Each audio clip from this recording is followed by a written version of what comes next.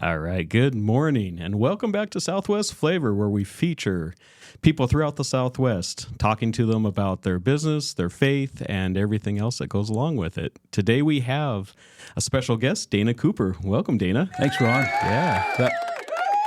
Where's that clapping coming from? A live studio audience. I didn't know they were here. Film before a live studio Yeah, audience. So, Dana, tell us a little bit about yourself. Yeah, well, thanks a lot for having me on the show, Ron. Really appreciate it. I'm just early on starting a new chapter in my life. Right. After so many years in collegiate sports marketing, lost my job.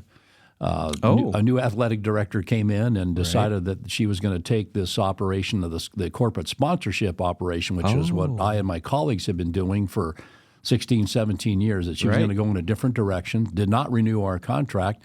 So we packed up and walked out of the building, and I thought, well, what am I going to do now? And it was odd because I had this strange sense of peace losing my job, that God had something in store for me out there. Didn't know what it was, but I said, well, whatever it is, the unknown won't be unknown for very long. Right.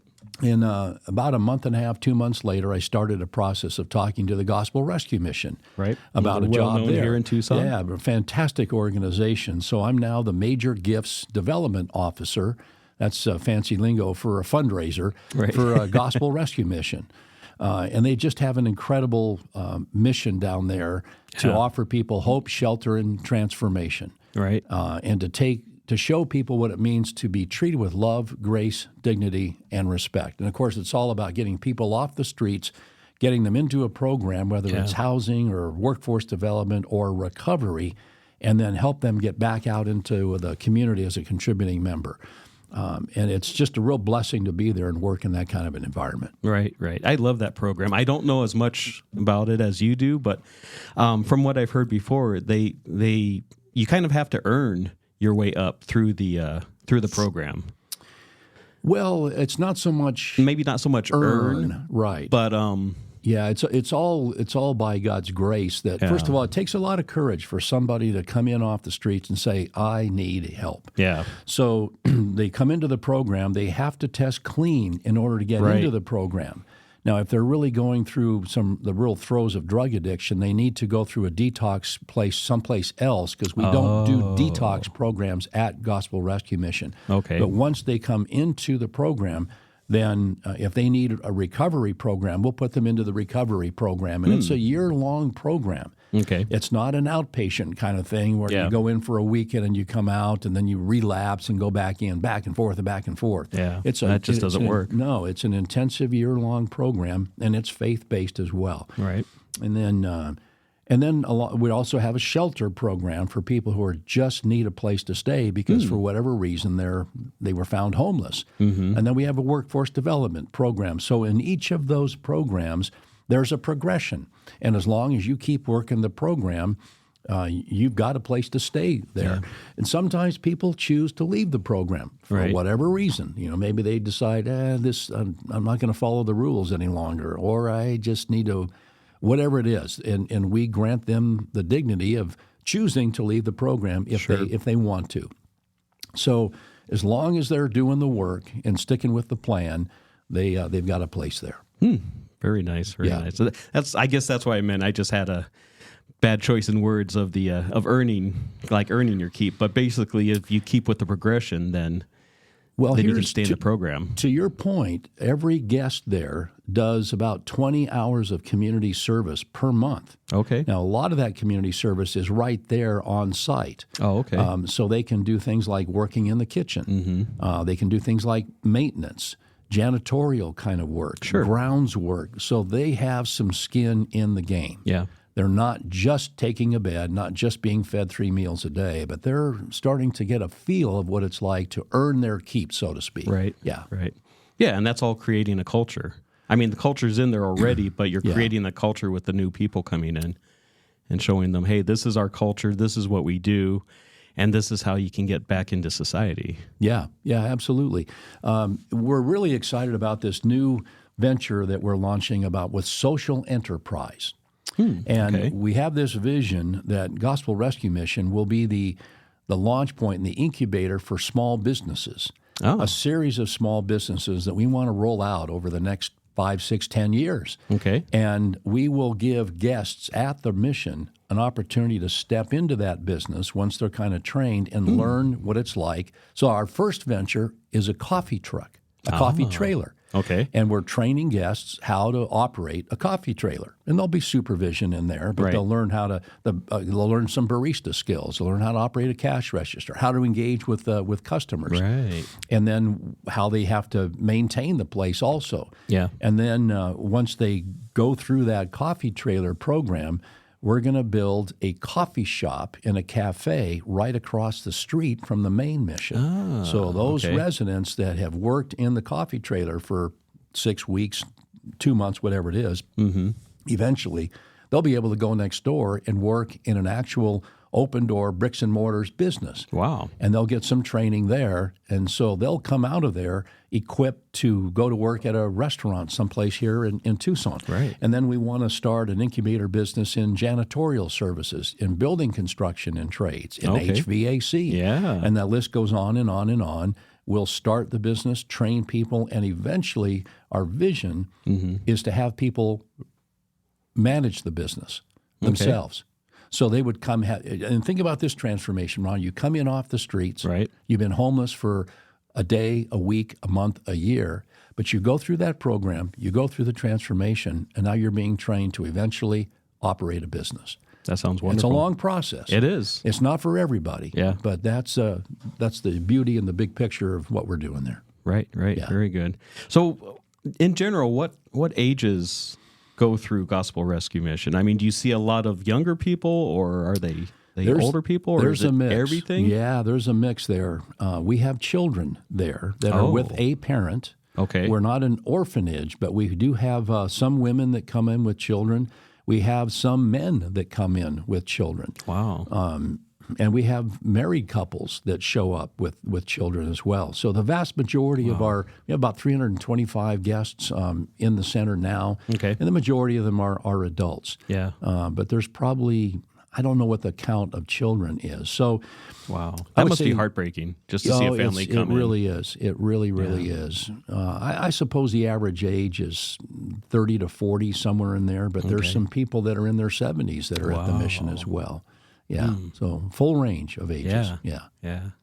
So tell us a little bit about what led you here. I mean, just from the beginning, I saw an interesting fact that I didn't know about, that you played water polo at Lewis and Clark College in Oregon. Yeah, I was born and raised in Montana. Okay. And family moved to Salt Lake City, Utah. I lived there for a couple of years. My younger sister was born there. Went to Spokane, Washington. My younger brother was born there. Then we moved back to Montana. So I really grew up in Billings, Montana. Okay. Graduated from high school there. My first year in school was at Lewis and Clark College in Portland, Oregon. And a girl that I had dated in school went out there. And so part of me, I wanted to go to school anyway. She happened to be there, so that was nice. And I went down to the rec center one day just to swim laps and work out. And a couple of guys saw me and said, "Hey, you're a really good swimmer. You should come out for the water polo team." I went, "The what?" I was from Montana. Nobody in Montana has ever heard of water polo. Yeah, right. And so they talked me into it reluctantly, and then they told me who the coach was. The coach was a guy named Don Scholander. And most people this day and age don't recognize that name, but he won 4 gold medals at the 1960 Olympics in Tokyo. 64 Olympics in Tokyo. And then he won another gold medal at the 68 Olympics in Mexico City. And I thought... In swimming? In swimming, yeah. And he was the Sullivan Award winner as the outstanding amateur athlete in the United States in 1964. And I thought, I have a chance to play for an Olympic hero? Right. Sign me up. Yeah. I wasn't a very good water polo player, but it was just really fascinating to hang around that guy and get to know him. And to come to understand what it takes in terms of discipline and focus to become, a 4-time, 5-time Olympic gold medalist. Right. So that was my water polo experience. Yeah. Anytime that you can spend time with a coach like that, just like you said, to figure out what it takes, because you can translate all those different skills into life, not just sports, but life. Yeah. You know? Here's the biggest thing I learned from him. At the end of the season, he invited us over to his house for a spaghetti dinner. Okay. Well, this will be really cool. And, of course, the thing that we're all thinking, we get to see his gold medals. So we hop in the car, pile into the cars, we drive over to his house, and we walk in the front door, and immediately our heads are on a swivel. Where are those Olympic gold medals? And somebody walked into the den, and we figured, well, they'll probably be in some big display case above his fireplace. They weren't in the den. Walked in the living room. Nothing in the living room. Start wandering down the hallways, and we were like felt like these little creepy little kids walking around the house looking for the treasure, and we couldn't find them anywhere. And finally, one of the guys on the team said, Coach, where are the medals? Darn it, we want to see your Olympic gold medals. He looks at his wife and says, Penny, what do we ever do with those things? And well, you got to be kidding me. Because if it were me, I'd still be wearing them around my neck. You know? But he didn't know where he'd put his 5 Olympic gold medals. And so they went into a back bedroom, threw open the closet door, rummaged around on a shelf up on top, and started pulling out old shoe boxes. And he found an unmarked shoe box with a gym towel. And inside that gym towel were his 5 Olympic gold medals. Wow. And I couldn't get over it. Yeah. Years later, I was back in Portland, and I had a chance to have dinner with him. And I asked him about that. And he said, well, the medals aren't the point. It's what it took to earn the medals that's the real point. Yeah, and that journey. So he took all that skill, that discipline, that focus, that sense of hard work, and translated that into a really successful career in real estate development in Portland. Oh, wow. So some people would stick their trophies on the wall and just live off the memories. Yeah. But he took what it took to earn the medals. Wow. And applied that to a really successful life and career. Yeah. Big, big lesson for me. Yeah, that is. I mean, that's great. And then what did you do after that, after you left Lewis and Clark? Well, young, impetuous, got tired of the rain and the gray skies, so 2 friends and I transferred to Arizona State. So I was actually a Sun Devil I didn't know that. For 1 year. Okay. And went down there, and I studied television production. They had a really good campus TV station. That was the principal thing that took me down there. Okay. And then I took 2 years out of school to travel around the world with a musical group, Up With People, which used to be headquartered here in Tucson. It started in Tucson, It didn't did, yeah. It was headquartered here in Tucson for many, many years. And that was an incredible experience for me because, growing up in Montana, not a very culturally diverse area. Oh, yeah. Everybody pretty much looked like me. Yeah. And so you go into Up With People, and I was in a cast of 120 other college-age students from all around the world. I think we had 12, 13 different countries represented in our cast. And we traveled out the United States, Canada, went to Berlin, Panama, Venezuela, Belgium, Spain, Mexico. And it really gave me a fantastic opportunity to get out and see the world and engage with people from different countries and customs and cultures and religious backgrounds. And then I went back to school at Montana State. I kind of went home to finish my last 2 years of college and graduate a degree in film and television production. Went back to work for Up With People full time, and that's what brought me to Tucson. Okay. Their headquarters were here. Yeah. So I worked in the corporate office for several years. Yeah. Did you always know that you'd be in television or production, or was that your dream? I didn't know that. There was something about microphones and cameras that really attracted me. Yeah. I had my English teacher when I was a junior in high school, kind of grabbed me and pulled me onto the speech and debate team. Oh. He used his English classes to identify kids in the class who could stand on their feet in front of a group of people and speak. He was the speech coach. So he was using his classes as a recruiting tool to find kids that he thought could compete in speech and debate. And he saw something in me and plugged me into an impromptu speaking category. Okay. Where you walk into a room, the judge hands you a topic. It's kind of a generalist topic. Yeah. But you have, 3 minutes to prepare a speech that has to last at least 5 minutes, but no longer than 7. And then away you go. Really? I started winning all these tournaments. Oh, wow.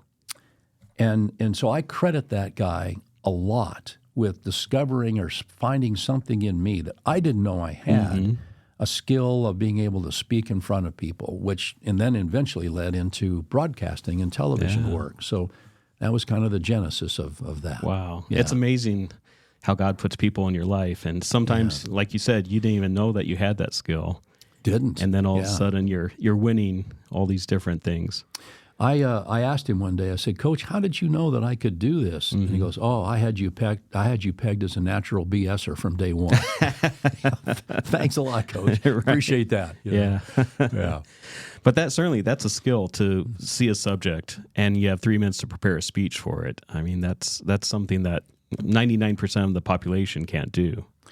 Yeah, they say, Ron, that the greatest fear is public speaking. Yeah. More people are afraid to have to speak in front of other people than any other fear. Yeah. And I can't imagine that. Now, I've got my own phobia.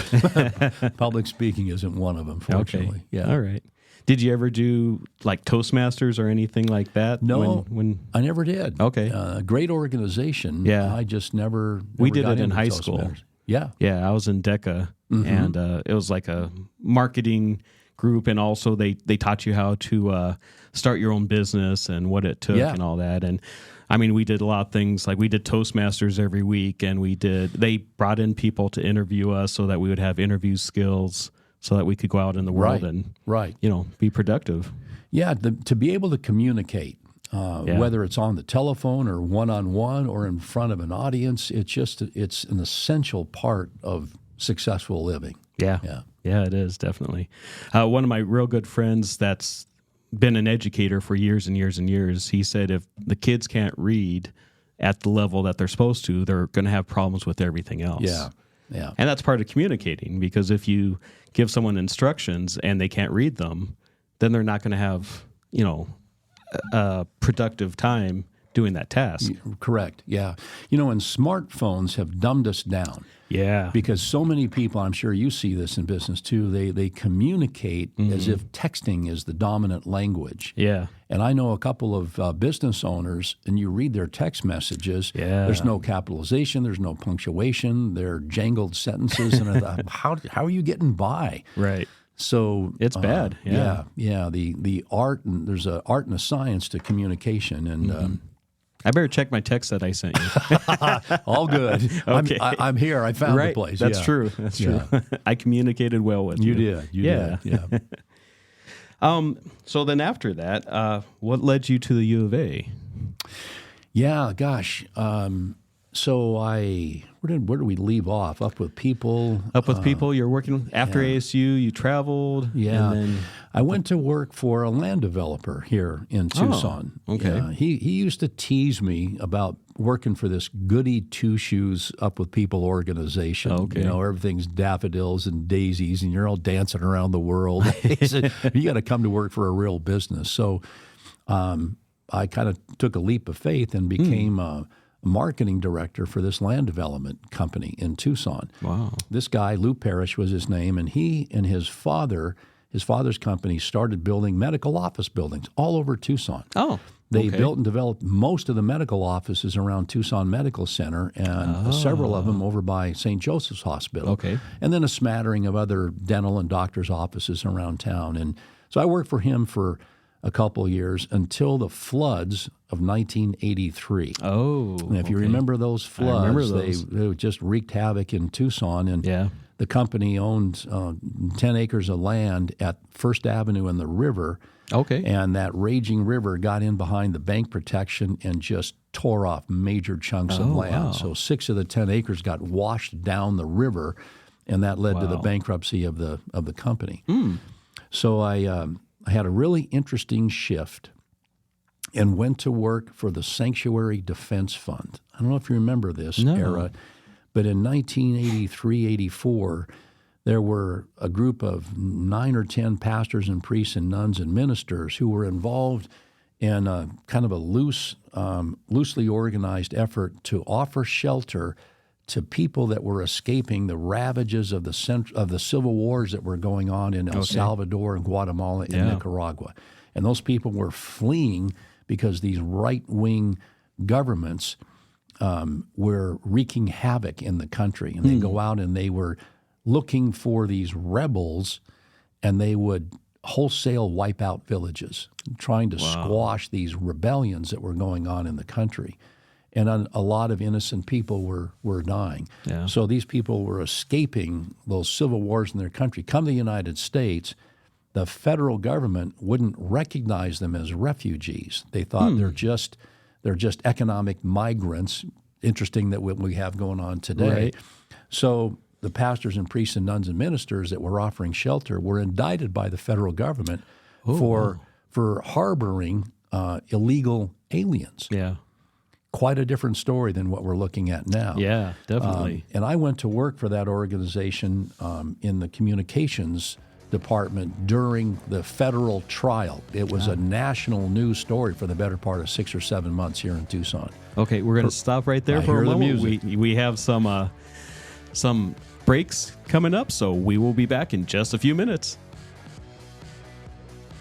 My heat and air were in a state of disrepair. My drains were clogged. I was really in despair. So I called some guy. You've never seen such a mess. And every time he leaned over, well, you can probably guess. Now I get it done right by Picture Rocks Cooling. They're neat and clean, peachy clean. Really no fooling. Got a problem? Just call up and help is coming.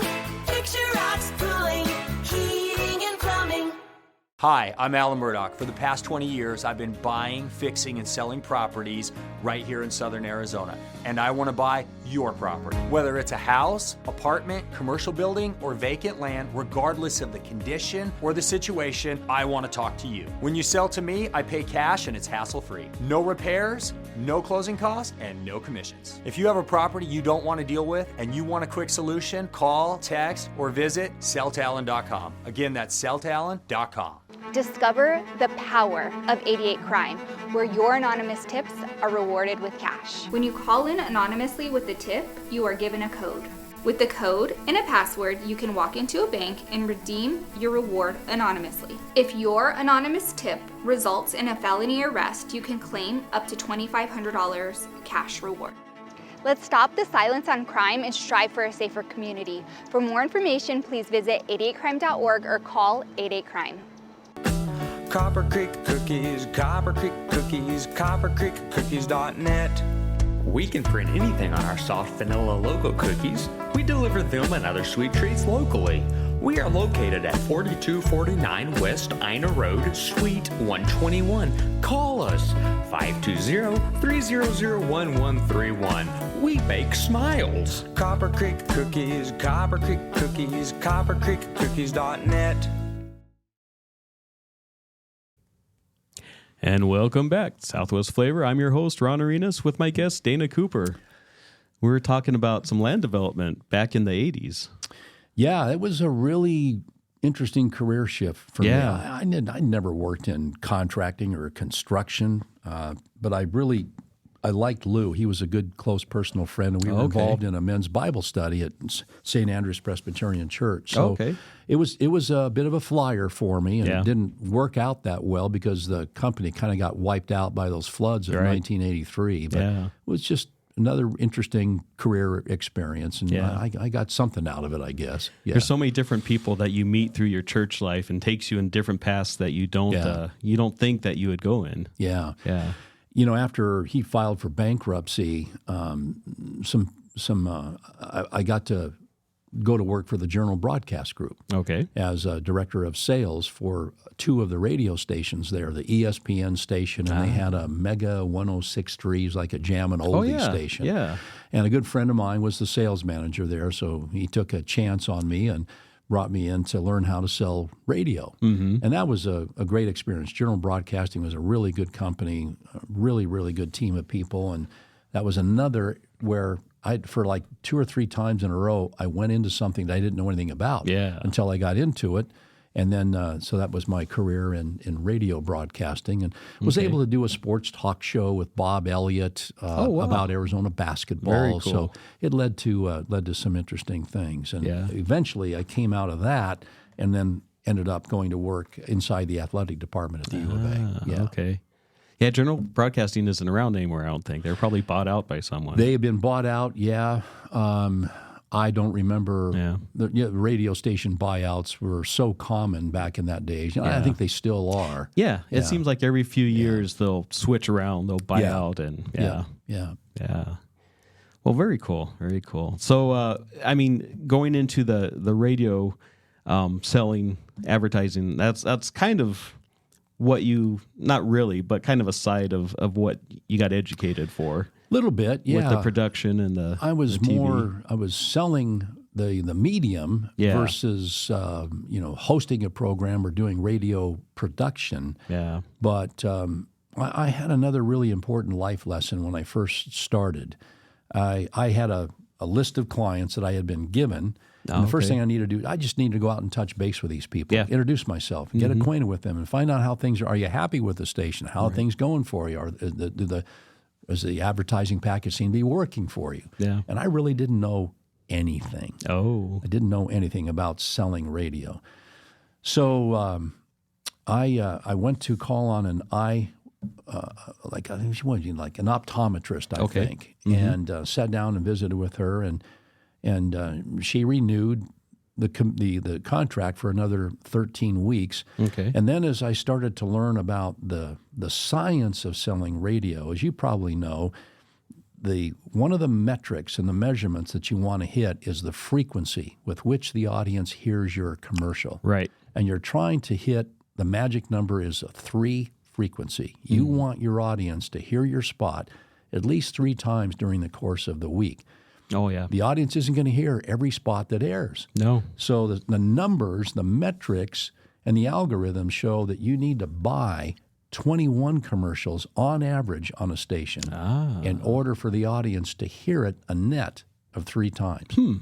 I didn't know that when I first started. So I didn't know that right now. I was just anxious to get a renewal of the contract. Yeah. But I sat down and I looked at what this company was doing, and they were buying 5 stations, but they weren't even achieving a 2 frequency on any of them. Okay. Well, now I had some knowledge, Yeah. and I was responsible for what I knew.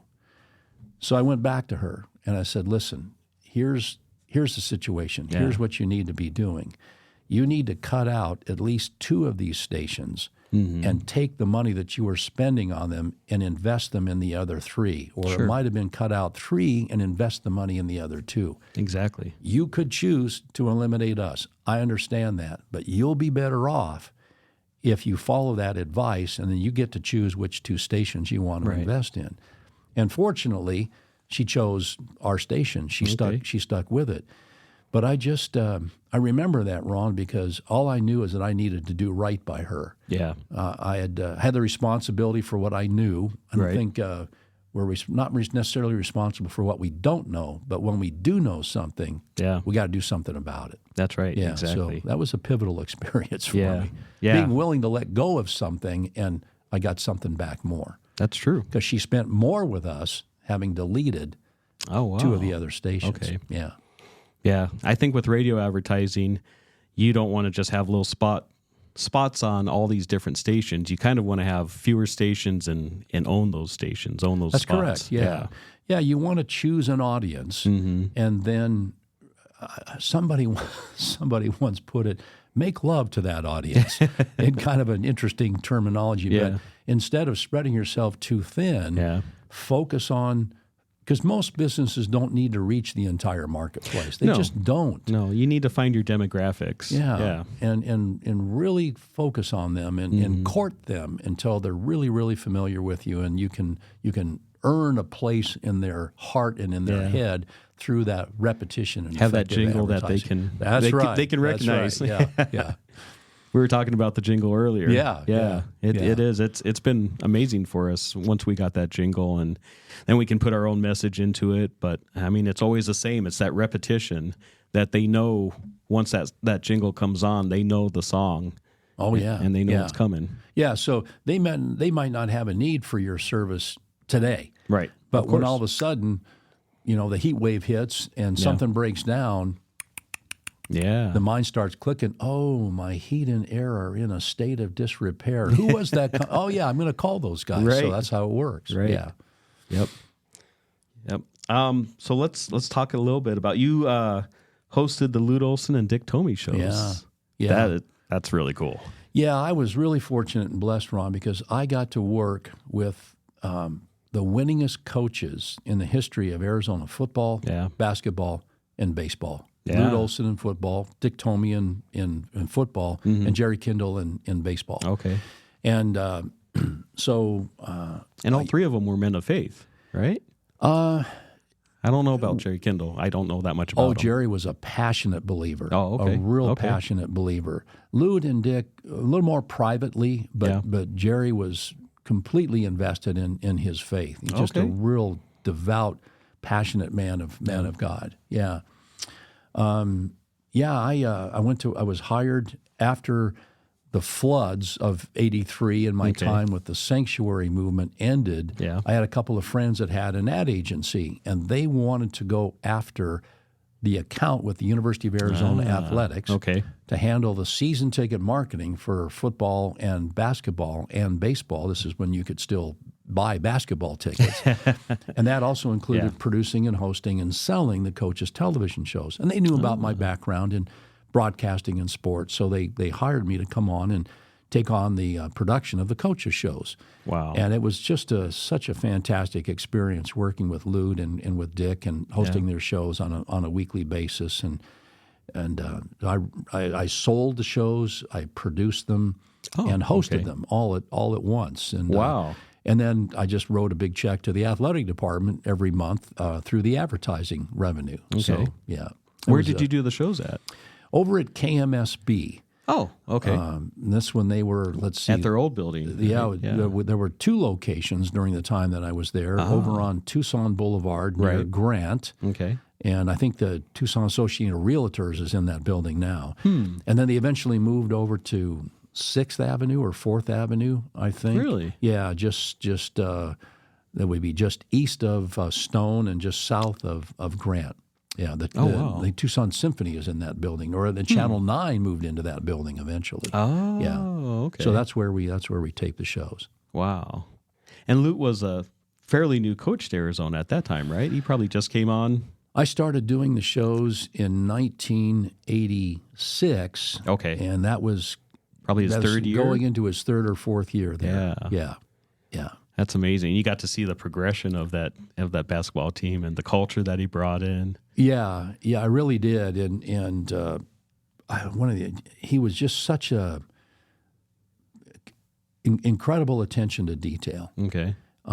Nothing skipped him. Yeah. He was really, really well organized and really cared about his players a lot as well. And there was just some glory years there. The first Final Four, the national championship, and ups and downs along the way. But to be around, as you know, this town has an incredible love affair with basketball. Yep.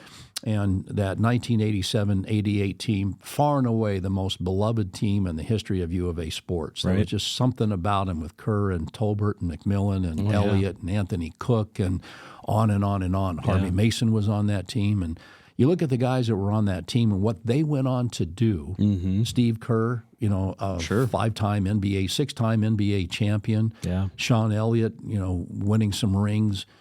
Tom Tolbert is a fairly prominent broadcast host in the Bay Area now. Right. Kenny Lofton went on to an all-star career in baseball. Yeah, he was a Golden Glove winner, I believe. Yeah, led the league in stolen bases. Yeah. I mean, Craig McMillan is a successful JC coach, and Matt Muehlbach is an accomplished attorney. Right. It's that group, some real special high-character guys, not just great players. Harvey Mason is one of the top music producers in the country, the president of the Grammy Association. Oh, wow. I didn't know that. Was one of the Gumbies on that team this year. Yeah. So just I had one of those Gumby T-shirts. Yeah, way I think back. we all did. Yeah. Tremendous players, tremendous personalities. Yeah. But I think that's what Lute Olson did. One of his key things was the character of the players that he brought in. Here's a story about Lute's character. 1985-86, Arizona was competing and had a chance to perhaps win the first Pac-12 championship. They went on a road trip to the Washington schools. A couple of players stayed out too late. They blew curfew. Right. This was the first night or second night on the road trip. And in Lute's rule book, you don't make curfew, you don't start. You're going to pay a price. Yeah. So there were, I think, 2 starters. That's right. Yeah, busted. There were 2 starters who missed curfew. They did not start the next game. Arizona lost that game, and they fell out of the race for the Pac-12 champion, Pac-10 championship. Yeah, Pac-10 champion back then. So Lou got a ton of mail. What are you doing? We had the chance to win the first championship in any sport, and all of a sudden, you get all high and tight and mighty about the rules. Come on, give us a break. And Lou said, rules are rules. If you don't enforce the rules, people will take advantage of them. That's true. And he paid a price in the public eye for that. Yeah. He gets one letter, however, from a woman who said, Coach, I want to tell you how much I admire your principle. You're standing on your principle. That's the kind of program that I want my son to play for. Yeah. Signed, Odie Mae Elliott. Oh, really? Oh, wow. Sean Elliott's mom wrote that letter. Right. And Sean was maybe a junior or a senior at Cholla there. Okay, But she saw him taking that principled stand and said, I want my son to play for that man. Right. That And the character. rest is history. Yeah. Sean showed up in an Arizona uniform the next year and helped get him to the Final Four. Yeah. Yeah, as a business or a team, you have rules there. And the rules are important, and they're there for a reason. And if you don't let your people follow, or if you don't enforce them, then what does that tell everyone else? Yeah. Certain people can get away with stuff. Yeah. He was. Everything he just was starts so falling good apart about from that. Yeah.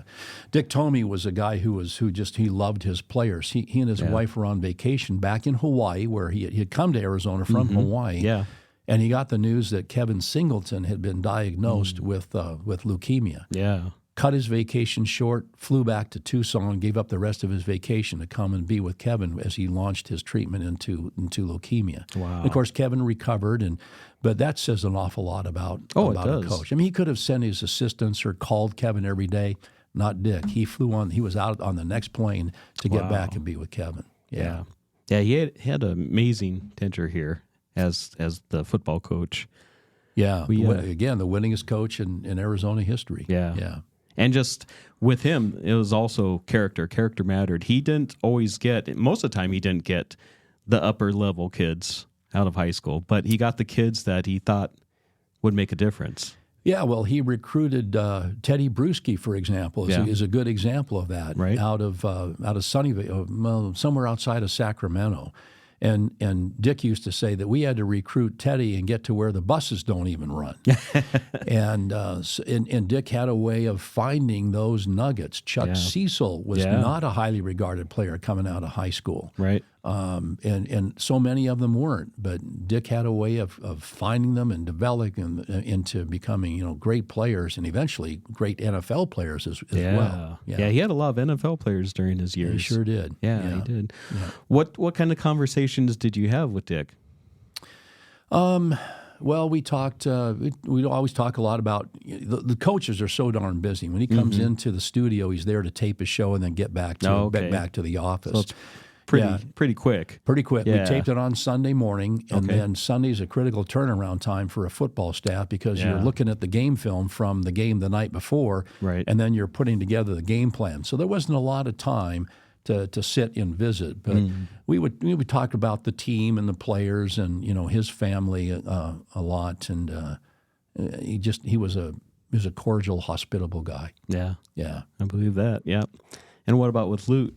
Kind of the same thing. Oh, we're going to a commercial break. Here comes the music again. Come back. We'll come back in just a couple minutes, and we'll talk a little bit more about Lute Olson. Hi, I'm Alan Murdoch. For the past 20 years, I've been buying, fixing, and selling properties right here in Southern Arizona. And I want to buy your property. Whether it's a house, apartment, commercial building, or vacant land, regardless of the condition or the situation, I want to talk to you. When you sell to me, I pay cash and it's hassle-free. No repairs, no closing costs, and no commissions. If you have a property you don't want to deal with and you want a quick solution, call, text, or visit selltalon.com. Again, that's selltalon.com. Discover the power of 88 Crime, where your anonymous tips are rewarded with cash. When you call in anonymously with a tip, you are given a code. With the code and a password, you can walk into a bank and redeem your reward anonymously. If your anonymous tip results in a felony arrest, you can claim up to $2,500 cash reward. Let's stop the silence on crime and strive for a safer community. For more information, please visit 88crime.org or call 88crime. Copper Creek Cookies, Copper Creek Cookies, coppercreekcookies.net. We can print anything on our soft vanilla logo cookies. We deliver them and other sweet treats locally. We are located at 4249 West Ina Road, Suite 121. Call us 520-300-1131. We bake smiles. Copper Creek Cookies, Copper Creek Cookies, coppercreekcookies.net. Your favorite radio just got bigger, bolder, and better connected. Live the Dream Media is revolutionizing how you stay tuned in. With our explosive growth in online radio and our brand new mobile app, your entertainment goes wherever you do. Stream your favorite shows, discover new hits, and connect with audiences across the digital landscape, all at your fingertips. Advertisers don't miss out. Join our expanding digital network and reach engaged listeners across platforms. Download the Live the Dream Media app today and experience radio reimagined. All right, welcome back to Southwest Flavor. If you haven't done it yet, make sure to download the Live the Dream Media app. You can get it on your Google Store or your Apple Store. All right, we were talking about Lute Olson earlier. Yeah, I had a chance to have some really intimate moments with Lute and with Jerry Kindle. Okay. Everybody remembers that Lute's beloved wife, Bobby, passed away from ovarian cancer in 2001, January 1st, actually, of 2001. Oh, wow. Okay. And to watch him hold up underneath that. They went to the Final Four in Minneapolis that year. So he's, handling his own grief and his family's grief while he's still coaching his team. Yeah, and I don't think he missed very much time. No, he didn't. A couple of weeks. games. Yeah. My wife passed away of sudden heart failure in June of 2001. Oh, wow. And, I called up Lute one day and I said, "Can I come and see you?" Yeah. I didn't want to talk about basketball. I just wanted to talk to somebody who had gone through what I was going through. And he graciously said, "Come on down." So went into his office, and we just sat in his office, and we kind of cried together for a while. He shared with me kind of what he was struggling with, some of the things that you just have to navigate when you lose a beloved spouse. Right. Now, he and Bobby had been married for, 40, 45 years. Wow. My wife and I had only been married for 12, but he shared some things with me that really helped. Had a chance to just pray with him also. Yeah. And then my wife died on a Monday, and on Wednesday, there's a knock at my door, my front door. I open the door, and there's Jerry Kindle, the U of A baseball coach, standing there. He said, "Dan, I heard about what happened, and I just wanted to come out and just spend some time with you." And to see Jerry Kindle standing in my door, Ron, that was like John Wayne in the 7th Cavalry showing up. Wow. He was that kind of a giant of a man, and particularly a spiritual mentor to so many people. Wow. And he had his own story because his wife, Georgia, had passed away from Lou Gehrig's disease in 1986. And then God led him on an amazing journey where he met a woman who he had married, a beautiful woman who loved the Lord. So God restored and healed and helped fill that hole in Jerry's heart. So he brought some real hope to me. But having those two connections with those two giant of men was really special at a critical time for me. Yeah. Wow. That's incredible. And you're still part of the Fellowship of Christian Athletes. Yeah, serve on the board for FCA, and they do just a phenomenal job of ministering to high school coaches and athletes. And Richard Lopez, who's the area director for FCA here, is also the team chaplain and kind of the character coach for U of A football and for baseball. Okay. So kids in high school they're at a critical juncture. It's just such a pressure time in life. And if you're an athlete trying to balance academics and sports and your social life, so much can go wrong. So much can go wrong. Yeah. And for an athlete especially, so much of their identity is based upon their stats or their playing time or those kinds of things. Right. But FCA is a ministry for athletes and coaches to help them understand the power of having a relationship with Christ and holding and identifying themselves as a child of God. Wow. So it's a blessing to serve on that board and help support that ministry. That's really cool. I didn't realize that it was for high school athletes also. I thought it was for just college athletes. No, it's the basis of it, really. I think we have huddles now in 15 different schools across the footprint of southern Arizona. Okay. And there's a real vibrant Fellowship of Christian Athletes huddle for student athletes at the University of Arizona. Yeah. And the students are leading it themselves. Oh, wow. Yeah, Okay. That's where I first heard about it, was through the U of A. Yeah, they do a great job. Wow. Okay. You know, it seems like the culture has changed at the U of A over the last couple of years with the new basketball and football. Well, at least the last 3 years with the football coach that was here before, and then of course Tommy Lloyd with the basketball coach. I go to the Sands Club frequently, and so during the week you see a lot of the athletes, and they are just so cordial to everyone. You know, they'll open the door for you, they talk to you, they look at you in your eyes, you know, they'll shake your hand. Yeah. I mean, it's just, it's different.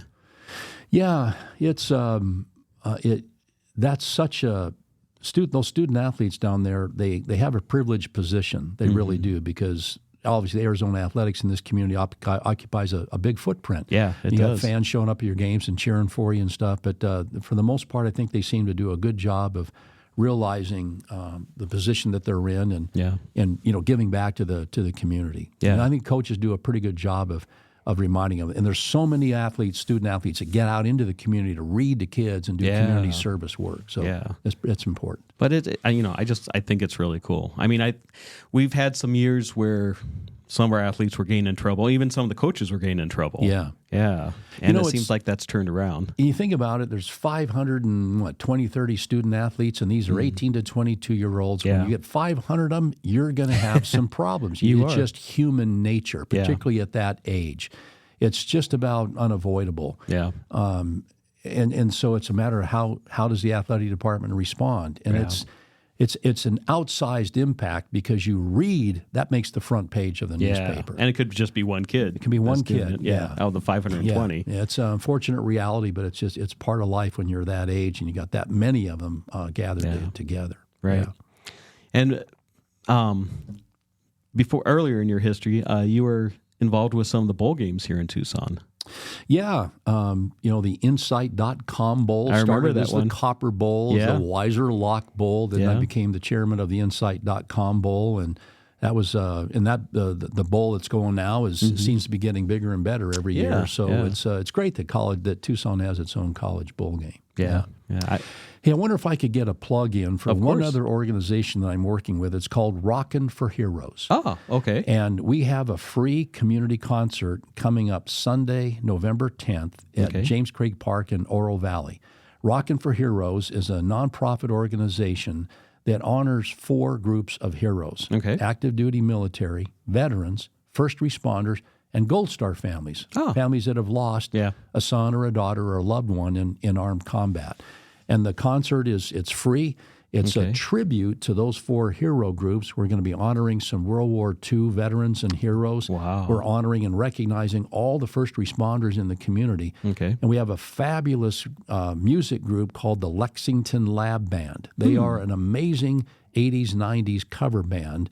If you listen to their songs and the songs from the original artist, I swear, Ron, you can't tell the difference. Really? So it's free of charge. It starts at 12:30 up at James Craig Park, and free of charge. So I'd love to have your listeners come out and join us for that and help us pay tribute to the people that serve us and protect us. Definitely. And when is that? Sunday, November 10th. Okay, so just a couple weeks away. Really, 10, 11 days away. Yeah. And that's been going on for a couple years, hasn't it? This will be the 4th year that we've done it. Yeah. Okay. Yeah. Well, and we raise fantastic. money and share the money with some nonprofit organizations that serve the first responder community. Okay. Yeah. And there's some food vendors there also? Yeah, there's food trucks there. We'll have beverages there. You can buy a ticket for your favorite adult beverage and 3 or 4 different food trucks. And Yeah, come on out and join us. I think it's going to be a really great day, and bring your lawn chair and enjoy some great music. Yeah, and the weather should be really nice I think then, so. too. Yeah, it's starting to cool down here It in sure Tucson. is. Hey, Kevin, finally. Yeah. Well, thank you so much for coming on with us. It's Real been a privilege, pleasure. Ron. Thanks for the invitation. Yep. Yeah. All right. This is another episode of Southwest Flavor. We'll see you again next week.